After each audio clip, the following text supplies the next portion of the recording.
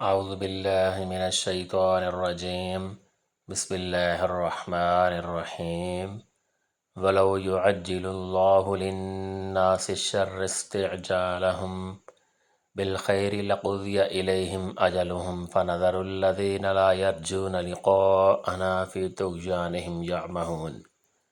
اور اگر اللہ لوگوں پر جلدی سے نقصان واقع کر دیا کرتا جس طرح وہ فائدے کے لیے جلدی میں چاہتے ہیں تو ان کا وعدہ کبھی کا پورا ہو چکا ہوتا۔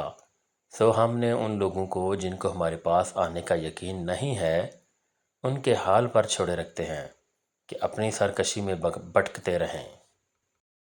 وَإِذَا مَسَّ الْإِنسَانَ الضُّرُّ دَعَانَا لِجَنبِهِ أَوْ قَاعِدًا أَوْ قَائِمًا فَلَمَّا كَشَفْنَا عَنْهُ ضُرَّهُ مَرَّ كَأَن لَّمْ يَدْعُنَا إِلَىٰ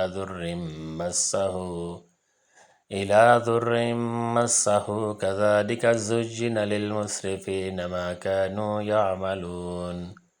اور جب انسان کو کوئی تکلیف پہنچتی ہے تو ہم کو پکارتا ہے، لیٹتے بھی، بیٹھتے بھی، کھڑے بھی۔